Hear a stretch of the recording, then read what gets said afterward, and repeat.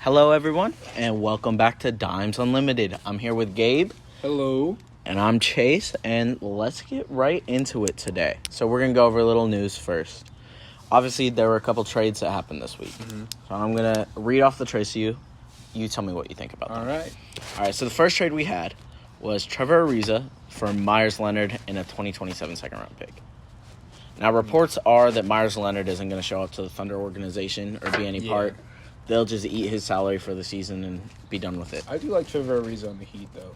Yeah, I think he fits the mold of player they want. Did we just say it just depends on what Trevor Ariza is going to show up? Because I haven't seen him play in how long? I don't know. We haven't seen him play since before the bubble. He's about 37.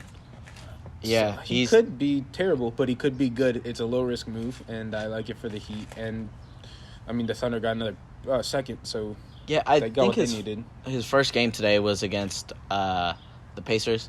He didn't play very much. He was playing crunch time minutes. That's good. Yeah, playing they need defense. those defensive stoppers. Him paired up with Iguodala as a defensive wing duo is pretty nice. And their defense, I saw them stop Malcolm Brogdon on drives and the pick and rolls and go and switch to guys when they're swinging the ball around.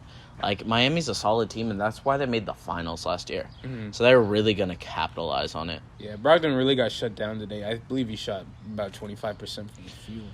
Yeah, he did. Did not do too great. He did have 8 rebounds, 10 assists, though. Yeah, no, he'll get his numbers, but sometimes the shot's not there when you got that type of defense. Things to mention about that game, just because I watched it this morning.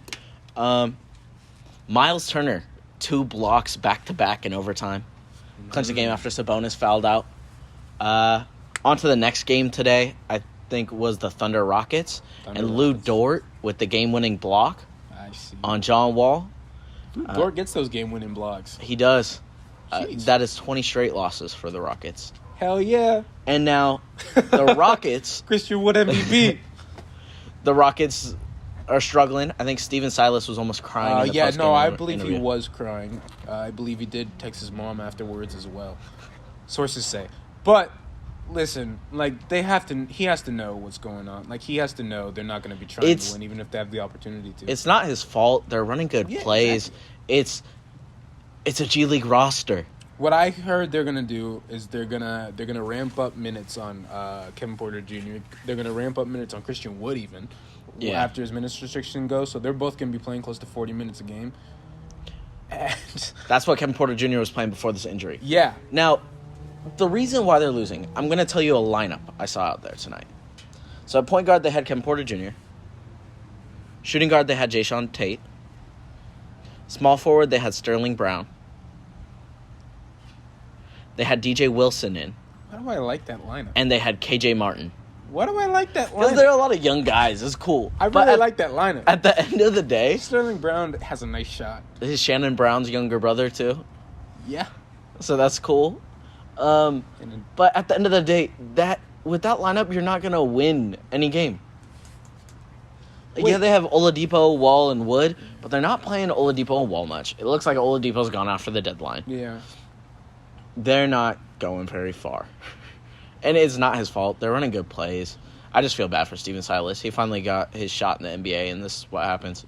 I know this is off topic, but you realize there's also another Shannon and Sterling duo in sports history. There is? Shannon Sharp and Sterling Sharp. Oh, yeah. That's so weird. I wonder if that's on purpose. Anyways, carry on. All right. ADHD got the better of me. Enough with those 2 games today. We're going to get on to our second trade. So this trade was kind of a big deal. I'm not sure. It was P.J. Tucker and Rodney Caruks for both DJs on the Bucks, DJ Augustin and DJ Wilson, and the Bucks' unprotected 2023 pick. The Bucks did get their 2022 pick back in this trade that the Rockets had. So the Rockets are basically swapping first-round picks for a year later, hoping they'll do worse, I guess. But this trade's whatever. The Bucks also sent out, in a separate trade, Torrey Craig for cash considerations to the Suns. Hey, for the Rockets, though, man, as long as you're getting they're getting a pick. They're getting DJ Wilson, a young dude who could, you never know. Like, he's a young guy. It's almost like a little hinky type of move, I feel like. Get that Wilson. What's his name? First name? DJ Wilson. They traded both DJs. I like his effort. He's got hops. He's got a shot. He plays defense. I mean, in the Rockets game today, when Christian Wood was out either sitting because someone landed on his foot at one point. He got out of the game. He was just sitting. He's still on a minutes restriction. They were playing DJ Wilson at center because they have no other big man on the Rockets. Yeah. But DJ Wilson, man, as long as because this would be the first time that he's going to be getting minutes to really be able to grow in the league. So I feel like, hey, man, he could be a good player in the future. So this is his chance. He played solid minutes today. Yeah, like you couldn't. I mean, you're not going to get worse from the Tucker trade. And then, how do you feel about Tucker on the Bucks? Because I really like them. I like Tucker on the Bucks. I really like Tucker. Now, I don't think you're going to play him at the 5, No. But you could play him at almost any Well, position. you could play him at the 4 with Giannis and then have him sit out in the corner. And Giannis has all the Yeah. space in the world. Let's be real. The only position that matters for PJ Tucker is who he's guarding. Dude, imagine this Because- lineup on defense. All right, go ahead. Imagine this. So you got fucking, excuse my language. You got Drew Holiday. Mhm. You got Dante DiVincenzo, who's a nice defender actually. Yeah. Pretty nice defender. Chris Middleton, PJ Tucker, Giannis. And you could also switch out. They got Brook Lopez as a big, too. That's a very good defensive They've got a really good defensive team. PJ Tucker, the only really, matters where you put him on defense because he's playing the same spot on offense each time. It's that corner. Yeah, it's just the And- Bucks are so predictable on offense. The Bucks, I watched the game when Giannis went off in overtime against Philly. Their whole offensive scheme is give Giannis the ball. Everyone just kind of sit out. They're going to run that same thing they did with let Brook the Heat Lopez. run that 2-3 again. I mean, that's really it. Yeah, but they're going to do the same thing they did with Brook Lopez, right? And PJ Tucker's just going to stand at the three-point line and Stay on shoot. the weak side. Yep. And good deal for them. I don't think it's that much of a game changer, especially in the East. Like, Good PJ game plan is Tucker, one of the easiest to shut down in the contending teams. PJ Tucker in the playoffs is really going to shut down who in the East? Like, he's not going to shut down Embiid. You could play. Sabonis. Well, why would you need him to shut down Embiid and Sabonis when you got Brook Lopez and Giannis? That's not what he's Brook for. Lopez is a good off-ball defender. I think PJ's there to bring grit. He's there to bring that corner shot, Yeah, and and he's there for the defense. Just at the end of the day, he's a hustler. better than Augustin and Wilson. Hustler, and he gets boards, too. He just wasn't doing it on the Rockets because Yeah. I wouldn't either. I think the underrated part of this trade is Torrey Craig going to the Suns. Because the Suns really needed Yeah. a defensive guy to come off the bench, can kind of score. Another gritty guy. Not really shooter, but he's athletic as heck. Yeah, and he could play defense. Yeah. You know? No, he's a good defender. So that's like what him they on the needed Nuggets. off the bench. They didn't really have any guards to come off the bench. Mm-hmm. So I think that's a really underrated part out of all these 3 trades. And then on to the next thing. Trade deadline is March 25th. March 25th. It's coming up. Thursday this week. So we're going to go over a couple names. This is going to be quick. I'm just going to throw out some names, All right. and you tell me whether or not you think they're going to get moved. Here we go. So first, we'll start off with the Magic. The Magic recently, out of their last 11 games, have won 1. They are 1-10 in their past 11. And they are currently the 14th seed in the Eastern Conference, with absolutely no chance of making it into the play-in tournament. I mean, they could possibly, but it's not looking good. They lost today to the Celtics. Celtics blew them out. Jalen Brown hitting 10 threes. Jason Tatum hitting 5. They played really, really well against the Magic. But if you're the Magic, do you just blow it up? What's Vucevic's contract looking like? Vucevic's contract. All right, so I know Vucevic has 3 years, and it is front-loaded. So it's good for teams trying to contend. Let me check. He is making $26 million this year, $24 million next year. 2023. Yeah, and I hope- 2023 is 22, so it's front-loaded. It's not bad. Did the Magic have their pick this year? They do. I hold him.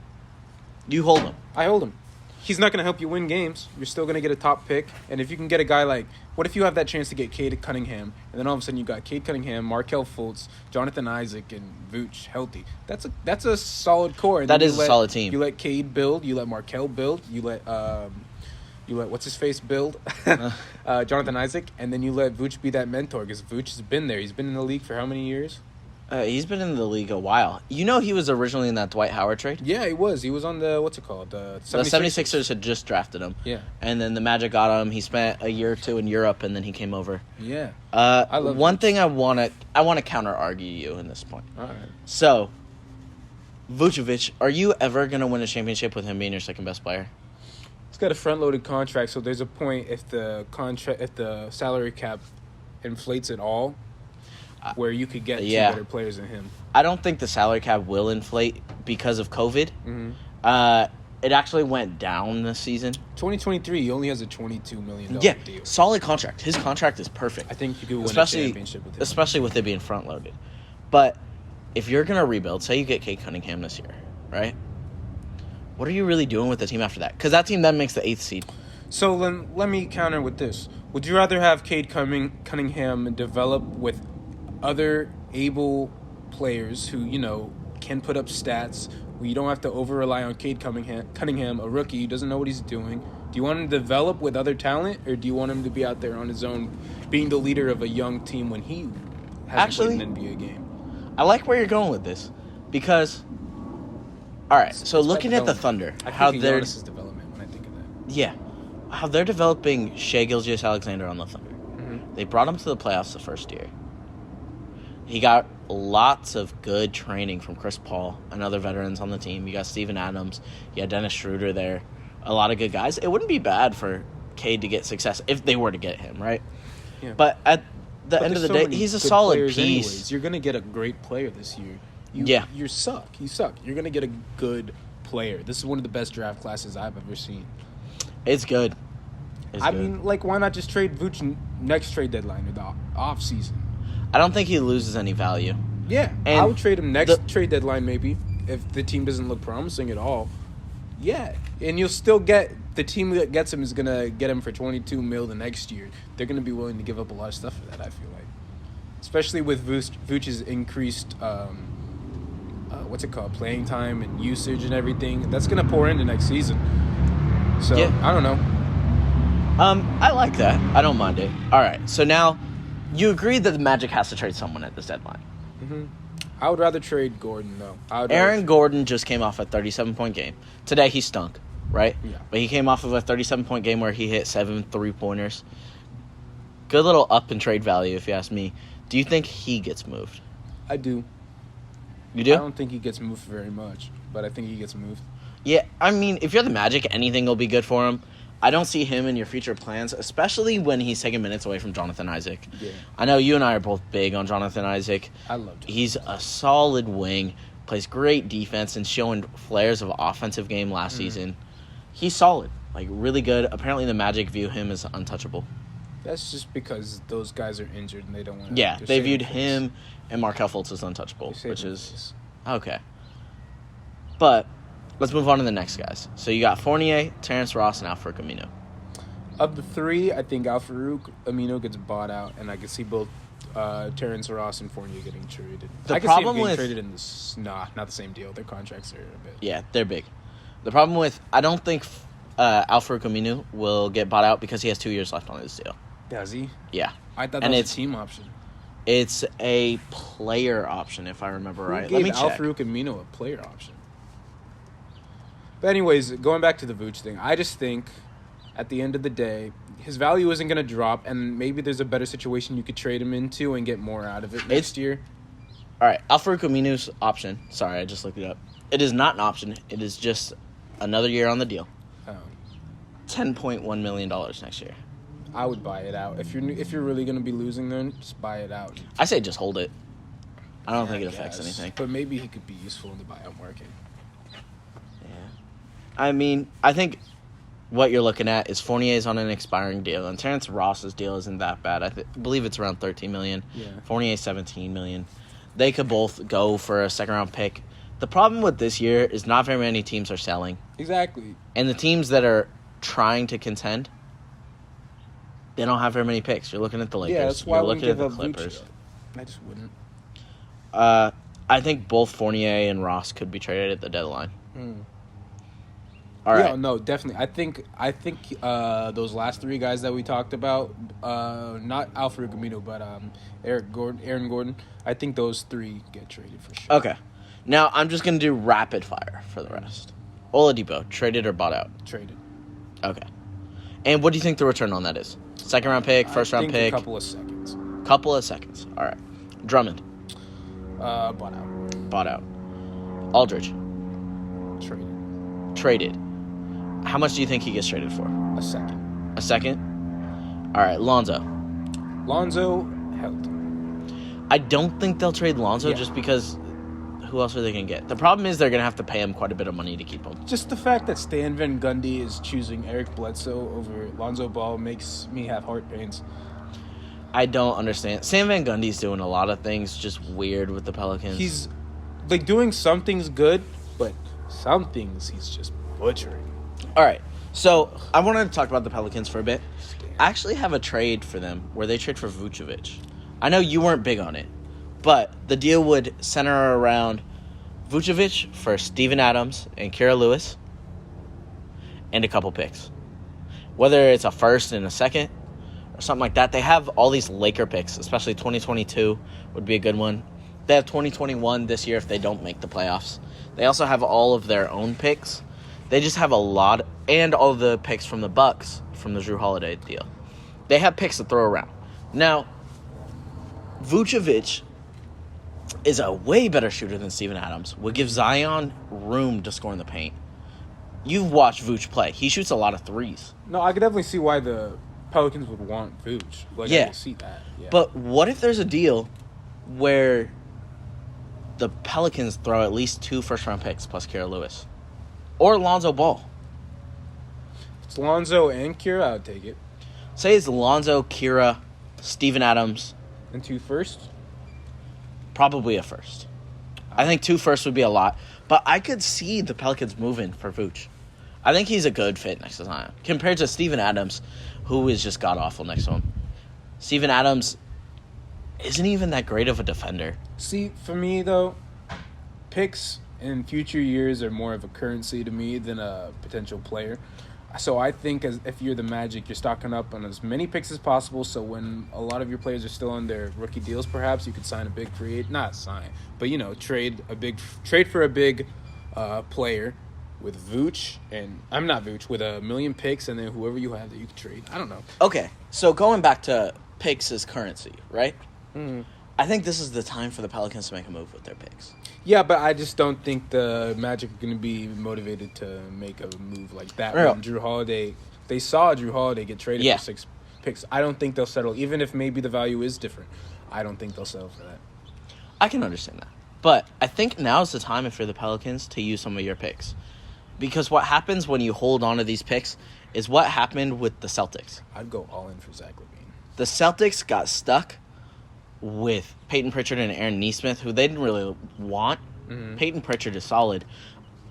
But they're stuck with so many of these assets, just building and building.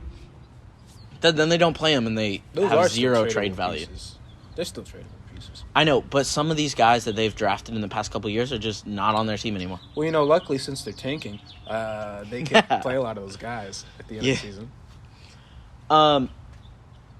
But if I'm the Pelicans, I know that Levine's probably not on the market, but I would try to go all out for Zach LaVine. I could see Zach that. LaVine with a Lonzo Ball backcourt with Brandon Ingram and Zion Williamson. Oh, my God! And then if you get like a good young center get like Lowry Markkinen off the buyout. If he gets dropped in restricted free agency, that'll make a good squad. I don't know. That would. It'd be hard to get Lowry with salary cap wise. It'd be hard to do. Yeah, but if you get rid of Adams, and Bledsoe, you'd create a little bit of room, but you wouldn't be able to sign Lowry with it. Yeah, it would be fun. It would be fun. That's a cool hypothetical. But all right, I'm gonna move on to the next name. Kyle Lowry. Does he get moved? Nope. Why do you think that? I just don't think he gets moved. All right, the Raptors right now. Raptors said that he won't get moved. The fans love him. Yes. A trade will definitely hurt. They are the 11th seed currently. Mm-hmm. I could see him getting traded in the offseason. A game and a half away from the Bulls. Are they pushing for the play-in tournament, or are they just calling it quits on this team? With a core of Kyle Lowry, who's 35, turning 36 next season, is it worth it to keep him, especially when he's an expiring contract? I just say, why not? Well, yeah, if it's an expiring contract, I can see why you want to trade him at the trade deadline. And honestly, I just want to see that team through fruition, trying to play in the play-in or doing whatever. They're a fun team. But if you're the Raptors front office, right, you're Masai Ujiri, you got to make something work. I don't think Kyle Lowry's re-signing with them. If you can get Drummond or Miles Turner or something like that, would you keep Lowry? No, because I think Van Vliet could play the one. Who's going to play the two? Norman Powell? The two, they have Norman Powell. Norman Powell is on the trade market right now. He could be, yeah, if they keep Lowry. But I don't mind putting Van Vliet and Powell out there. No, that would be a good team. Powell is a great shooter, and he plays And then, say you trade Lowry to the 76ers. You could get some picks back. You could get a young player. What if you got Matisse? I'd rather have Tyrese since you already have OG and all those type of defensive. Yeah, but he's not going to the Kings. If they're going to do something with Kyle Lowry, who is, most people say, the greatest Raptor of all time, they're going to try to trade him to a better team. He's from Philly. So you're looking at Philly, you could get Matisse Thybulle and maybe Tyrese Maxey. That's not bad. You get young pieces to build with your guys like OG Anunoby, who's still young. It wouldn't be terrible for a 35-year-old. Yeah, I'd rather have Maxey. Yeah. And I mean, it's still plausible. I don't think very many moves happen. I think Buddy gets moved. Buddy Hield is a good move, and also Harrison Barnes. I'd like Buddy Hield on the 76ers just with Steph Curry, too. Just have another shooter out there, another gunner. I know the salary wouldn't work, but I just think it would look cool. Actually, the Warriors have a lot in trade exception. I believe their trade exception is around $27 million. I know you've been high on Buddy Hield going to the Warriors for about like a few months now. I think that would work. That would work really well, but I just want more defense on that wing if you're getting rid of Kelly Oubre. Yeah, especially you would probably be giving Kelly Oubre in that deal. I think Wiggins would be too much. It'd be Kelly Oubre for Buddy Hield. I'd do it if I was the Kings. Yeah, but if I'm the Warriors, I need to have some defense. I already have the greatest shooter of all time. And then Klay Thompson coming back. And then Klay Thompson's coming back, exactly. You're not gonna need Buddy Hield as much as you need him right now next year. Now, I could see Harrison Barnes getting moved. Yeah, I can see Harrison Barnes getting moved, and I think he'll go to the Celtics if he does. The Celtics do have a $30 million trade exception. I think the Celtics are going to flub all their big moves they're trying to make, and then they're going to settle for Harrison Barnes. That's what I think is going to happen. And they're going to get a center off the buyout market. Yeah. Probably. Better not be Drummond. What if they get Hassan Whiteside in that deal? They get Whiteside and Barnes. What's Hassan's contract looking like? It's a veteran minimum. Oh, yeah. Go ahead, then. I mean, what are you going to do? I think Tristan Thompson should be just bought out. And then you could have... But then, what do you do with Robert Williams and Daniel Tice? I assume one of them is going in the trade. Robert Williams. Probably Daniel Tice. They are keeping Robert Williams. I would have him as my starting center on almost 75% of the teams in the league right now. Yeah. He's solid. He's still just... The IQ isn't all there. And I see it in plays when they're playing. Luckily, his game plan is so tailor-made for him because Brad Stevens is a genius. That it doesn't glare that much as a weakness, but it's definitely a problem. All right, and those were the majority of the names. Do you think Ellington gets moved or bought out? Bought out. I think so, too. I don't think anyone really gives anything for him. Couple things to go over today. So, Thunder winning then makes them tied with the Pelicans for the 11th seed in the West. Yeah. It's a race to the bottom. Are the Pelicans going to try to make a move to do better? I mean, I think they have to, right? Yeah, they do, or else it'll look really bad. Yeah. With all those young pieces, they should be doing a lot better. Sam Van Gundy's using their team get fired wrong. this offseason. And I wouldn't really care. All right. Lloyd Pierce would be cool on the Pels. He would. With that being said, we don't have any more names to go over in the deadline. Here I come. We're going to move to... Here I come. Gabe's Fantasy Corner. Losers, let's go. Anyways, sorry, that was really mean. Anyways, all right, so I have a few names to go over actually today. I didn't think I was going to have that many due to the slow happenings in the league, but I got a few names, and I'm going to start with Russell Westbrook as a sell high. Give me your thoughts, Chase. I think is a perfect sell high. I believe he just came off of a 35-point triple-double in the last couple games. He's putting up Jokic numbers with he's shooting 76% over the last week from free throws. So he's putting up baby Jokic numbers, averaging 28, 11, and 13 with a steal and a half and almost a block. Yeah. 5 turnovers. But he's not going to be doing that. You know that. I think he's going to be shooting closer to 60% than he is to 70. And I don't know. I think he's a very, very useful trade asset as the fantasy trade market comes to close. Yeah, I believe all trade deadlines for Yahoo, at least, is March 26th. So that's Friday. That's really cool how they have it after the trade deadline. Yeah, just in case players get moved. Russell Westbrook is solid right now, but we haven't seen anything saying he could keep it up. Wizards are also 12th in the East right now. The Cavs are half a game behind them. We don't know if Russell Westbrook's going to keep on playing. But you could get high-value players out of him right now, especially when he is averaging a triple-double over these past couple weeks. Yeah. All right, so my next sell high right here is one Jalen Brown of the Boston Celtics, number 7. Right now, over the last 2 weeks, he's averaging 43% shooting, 58% from the line, so not very good efficiency, but this is where his value lies. He's averaging 2.5 threes, 22 points, 5 rebounds, 4 assists, 2.5 blocks, and a steal. 2.5 steals and a block with only 3 turnovers.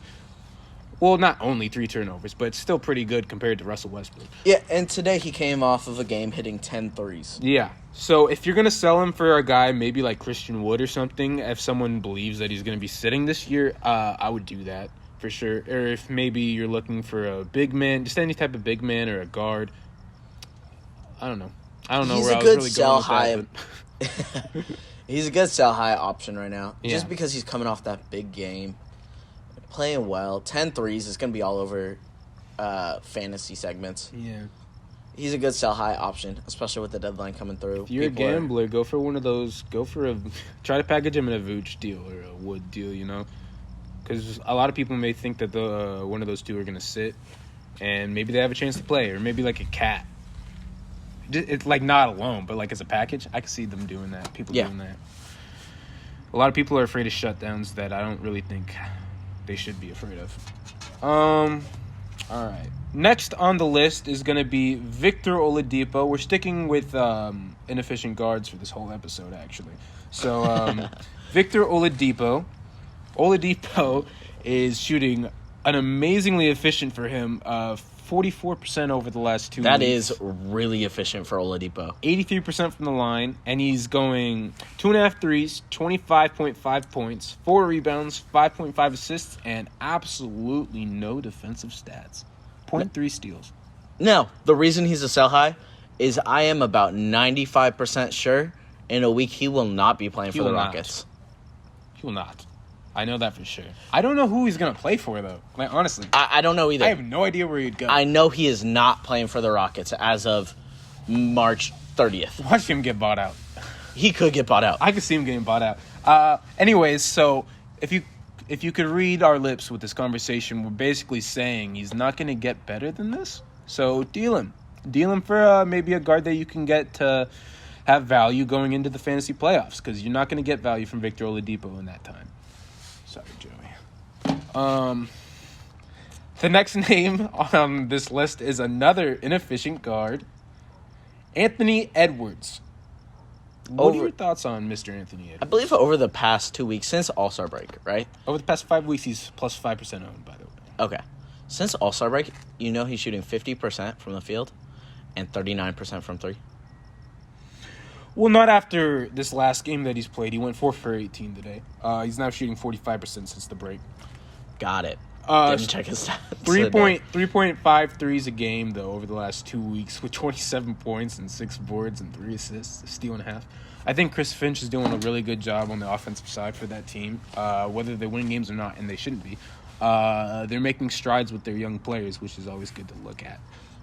Yeah, and he'll get a ton of minutes. There's no resting for him. Yeah, but the thing is, I I do believe D'Lo will be further. They're going to want to see D'Lo and Cat together on the team for at least a couple weeks or something.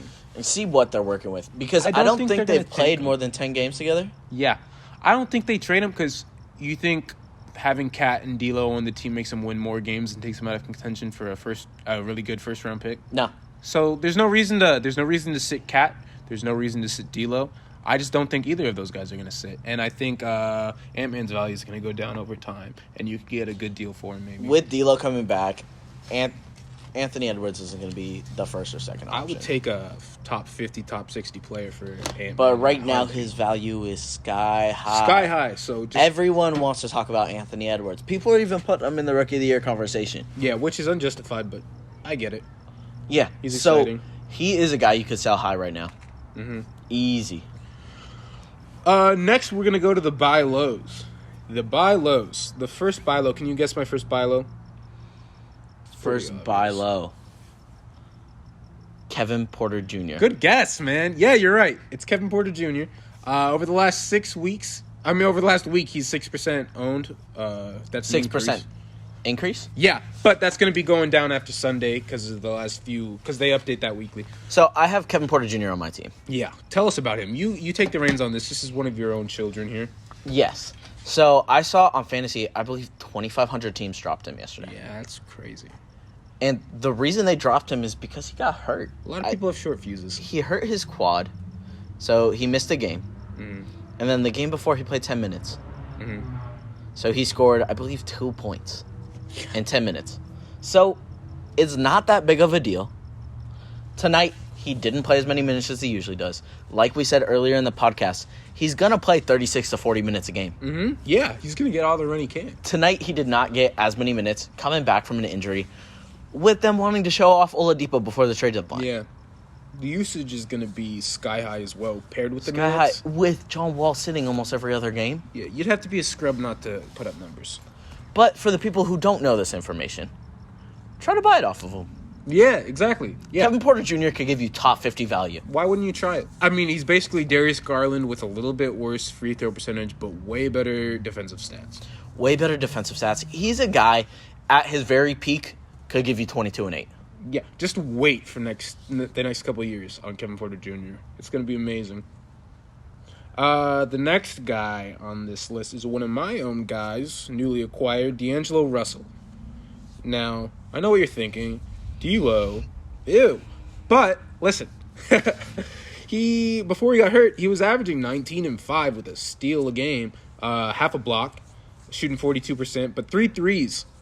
That's value. And he hasn't played in, at least 5 years. So I feel like if you could give up, a low-end guy and just get D'Lo for him.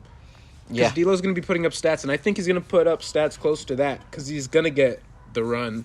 You're going to see the usage that Anthony Edwards is getting right now. Yeah, that's going to be on D'Lo when he comes back. They want to see how Cat and D'Lo play together. They played 1 game together last season. Another thing for the Ant-Man situation, Malik's coming back in about 5 games. Yeah, due to the suspension. Yeah, so just a footnote there for that. But I think Deangelo Russell, they're going to try to give all the reins to. Yeah, so he's just basically at this point in the season, what you're looking for is potential high usage guys. If anyone, and then high usage guys if other people on that team get moved and they get put in the driver's seat. Those are the guys you're looking for right now. And then the last guy in that very situation, is Dennis Schroeder, who has 2 of his best players on his team out for the foreseeable future, and he's going to get all the run that he can. He's going to get high usage. Do you have any comments on Dennis Schroeder as a Laker expert?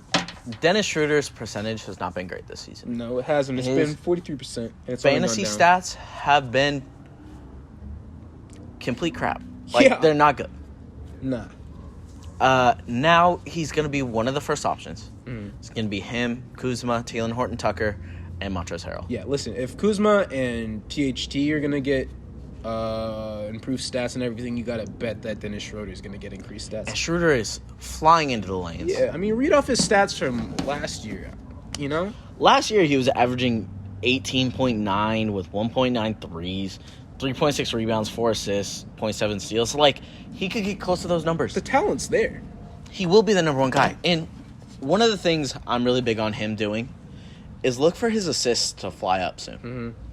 The way he's driving into the lane, he's going to be kicking out to KCP and Wesley Matthews, who are going to get a lot of shots. And he's going to be creating for a lot of people. He's going to have a lot of free throw opportunities as well. So he's a good free throw shooter, and if you need a boost in free throws, he's a guy to target. One of the lone guys who can shoot free throws on the Lakers. Yeah, that sucks. Okay, so this next, I'm going to go a little quicker through these next 3 names here. These are low-end pickups. You know, maybe they could be streamers for you. Maybe they could be a little more. Who knows? First one's Matisse Thybulle. All of his values in his defense. Over the last 2 weeks, he's averaging 2.5 steals with 1.2 blocks and just about nothing else. Can I add something about Matisse? Yes, you can. So the reason he has been doing so well lately is because he was inserted into the starting lineup when Ben Simmons is out. Yeah. Ben Simmons just came back today. Not sure how effective he's going to be, but Matisse Thybulle's numbers will go down a little bit. But even still, he's getting a lot of minutes. Will get you steals and defensive stats. Yeah, at the end of the day, on the season, he's averaging 1.6 steals and a block, and that's with Joel and Ben Simmons. So I still think that he's going to have those defensive stats that you'd stream him for. So, yeah, good defensive streamer, and Matisse Thybulle gives you the stats that are hard to find. Next guy I've decided to talk about is my own child, Taylon Horton Tucker. This is pretty self-explanatory as we just went over Dennis Schroeder's stuff, but would you want to go over Taylon Horton Tucker a little bit? Yeah, so Taylon Horton Tucker is getting a lot of run right now, mostly because we don't have very many creators with LeBron out. So LeBron's our primary creator, with Dennis Schroeder being our second. Taylon Horton Tucker kind of plays as point guard for the Lakers. Not a guy for spacing, though, believe it or not. He doesn't hit threes. Does not hit threes. But he will drive into the lane. He gets those reverse layups that somehow go in every time. Will get you, I think in this stretch without LeBron and AD, he could get you around like 13 to 14 points per game with 5 assists. He's going to be 6 man. I believe a couple games ago he had 10 assists. He had 10 assists a couple games ago. He went 18, 4, and 10 that game. Look for him to be the second creator on this team. Yeah. Like we said with Schroeder's assists going up, Taylon Horton Tucker's going to be the other guy. He's a shoo-in for 6 man of the not 6 man of the year. He's the 6th man for this foreseeable future for the Lakers. So again, the keys: high usage, open opportunities. Taylon Horton crosses off all 2 of those things. So all right, one thing I wanted to talk about: new opportunities. So last week we went over a couple of guys that came out of the G League. So we're talking Moses Brown, Jordan Poole. We went over Pokusevski. Yeah. All 3 of those guys had big breakout games. Pokusevski had 5 threes, 35 points. Yeah. Moses Brown, today he had 13 points, 14 rebounds. Jordan Poole going crazy while Steph is out. Most of those guys will continue to get good minutes. Yeah. I think the Thunder will almost sit Horford towards the end of the season. Thunder are going to be a fantasy goldmine. Any of these guys on the Thunder, I'm telling you, Thunder and Rockets are where these guys are going to come out of nowhere. There's always these guys right around the playoffs that will come out of nowhere. Seth Curry, I believe, like 3-4 years ago, came out of nowhere for the Kings. Yes. This is where these guys are going to come out of. Ty Jerome hitting over 2 threes a game right now. You have get those Isaiah Roby. Isaiah Roby dropped to 18 points today. He's their go-to scorer when Shea is out. Most would think Lou Dort. Nope, Isaiah Roby. Kenrich Williams also getting a lot of run. One thing I noticed today watching the game. So this is Svi Mikhailuk's second game on the Thunder. He was playing pretty well, getting a lot of open threes. Man, he's a good shooter. And it was fun watching him play and see how many different ways the Rockets announcers could try to pronounce his last name. It's Svi Mikhailuk. McCulloch. McLaughlin. Like, they went everywhere. Yeah. Like, watching the Rockets announcers trying to pronounce Mikhailuk and Pokusevski. It brings me back to Antetokounmpo. Back when everyone first found out about Giannis. But yeah, no, listen. Thunder fantasy goldmine for the last half of this fantasy season. Again, Roby, I think he's maybe a bit more of a streamer due to the fact that he's kind of a one-dimensional fantasy asset. He's not going to cover that many different stats, and the stats he does give you, they're mid-end.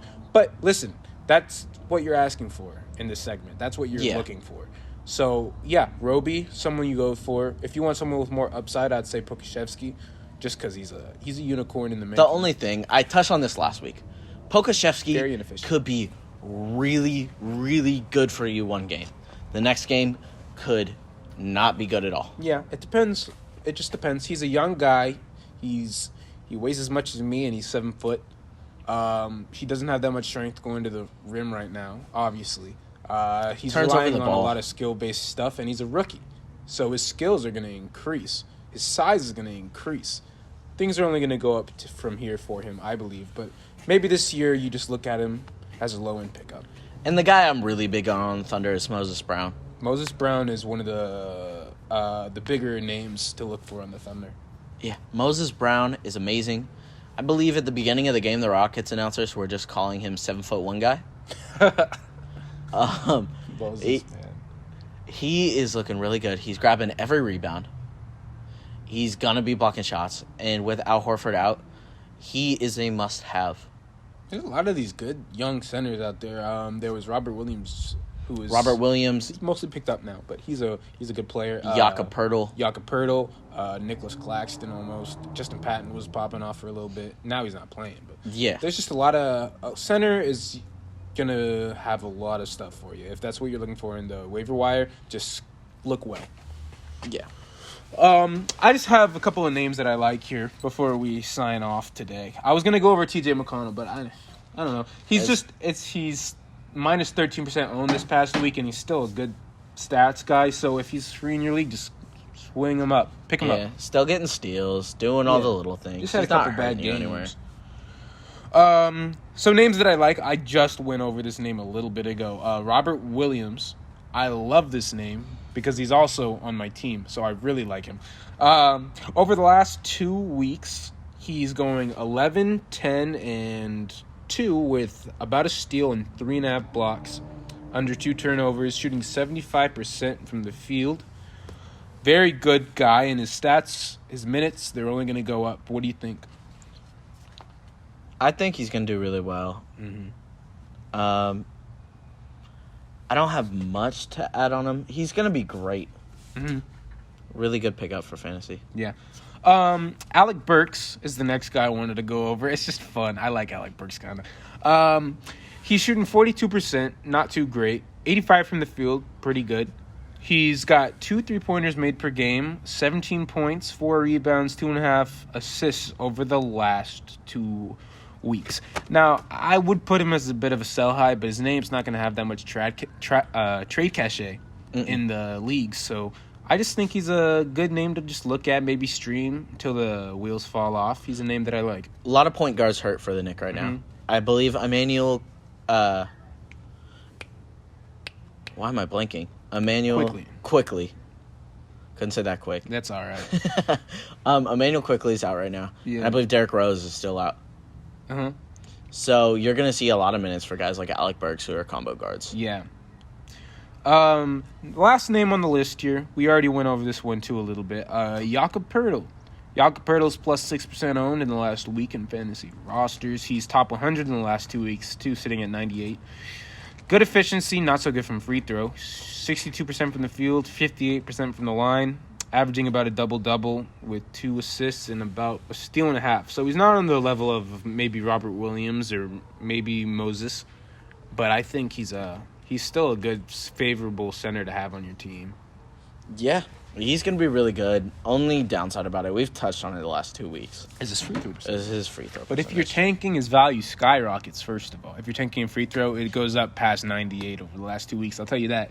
And then also, with Aldridge gone, he's only going to get more minutes. Yeah, he's going to be one of those guys that could break out any minute. So that's right. about it for me, Gabe's Fantasy Corner. That wraps up the names, and that should wrap up the whole podcast, right? Good, because I already dropped my mic. So All right, guys. Thank you for tuning in this week. We might see you guys this week for a trade deadline special. yes, Go over a that'll little be bit exciting. all the trades that happen. We assume it's going to be a lackluster trade deadline. Yeah, So probably. don't get too excited, but I will. we'll see what happens. All right. Anyway, guys, peace out. We'll see you guys next week.